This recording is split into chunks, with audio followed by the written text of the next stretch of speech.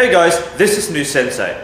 I've had a few questions about the hole in the shed. In fact, there are now 2 holes. One just happened the other day.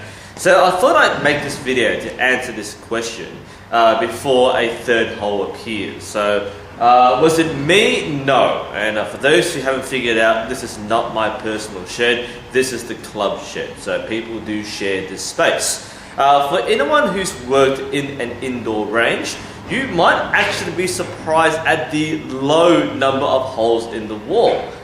Any archery range, whether indoor or outdoor, will have misfires and misses, and especially indoor you have holes in the wall, you have arrows up there somehow, you've got broken light fixtures. So I'm actually pretty surprised that we don't have as many hits in the wall as it seems. The reason why I want to talk about these holes, apart from sharing a story, is because there are some safety considerations if you're shooting indoors or you're shooting at a range.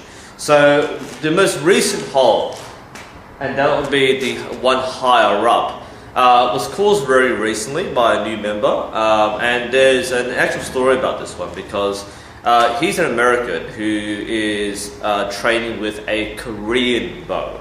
And the Korean bows are quite different to the Western style recurves and compounds. So for those who don't know, the Korean bow is meant to be overdrawn. So it's drawn with a thumb draw and it's drawn all the way back past the ear, near the back of the head. So it's a very, very powerful draw. That's one consideration. The other thing is that the Korean style is shot at a distance of about 145 meters. So when you're shooting at around 1.45 meters, then it's going to be much different. So the problem with our shooter was that he couldn't quite accommodate the extreme close range. So again, 145 meters, you're probably going to go all the way up like that, and well, it's actually saying this way. So you're going to go up like that, or like that, and then just letting it go. That's your optimal angle and draw for a Korean style bow. At close distance, you go from that to like this. So it's a very big change, and for a lot of Korean style archers, they only shoot at the long range. So some people aren't used to shooting at close distance, and this may be counterintuitive because you might think, well, close distance is easier, therefore you should acquire a target much easier. No, not for Korean archers. You only shoot at that one distance. If you recognize that spot there, you can hit it. If you shoot at a much closer distance, then a lot of people will struggle because that's not what they're used to. So because he wasn't quite used to the extreme short distance, he couldn't quite get the angle right, and he obviously shot the wall.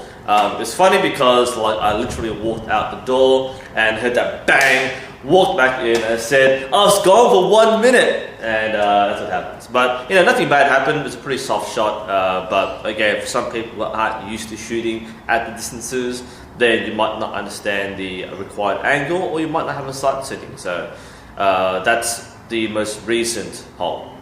The second hole, the first hole in this case, was caused by a compound shooter, and he was trying out some different release aids. And if you're a compound shooter, you can probably imagine where this is heading.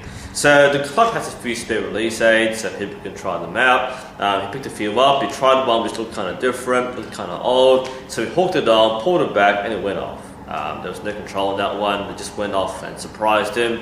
And that made the hole in the wall. Simple explanation, but it could happen to anyone. And that's why you practice things like not sky drawing. You don't want to hold the ceiling, so this was a fairly low shot, thankfully.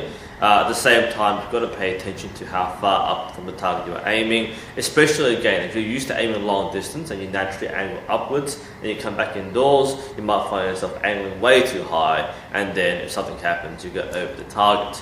So that's what happened, and again, safety is everyone's primary consideration, so make sure your equipment is functional, your release aid, your bow, your arrows, they're perfectly safe.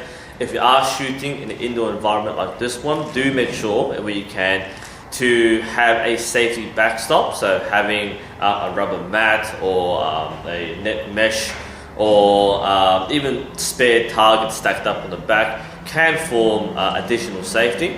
No penetration through the wall itself, thankfully, but you obviously want to make sure that nothing can happen and not gamble on that chance that it might not happen. Anyway, hope that answers the question and hopefully no more holes in the wall. This is NUSensei. Thanks for watching and I'll see you next time.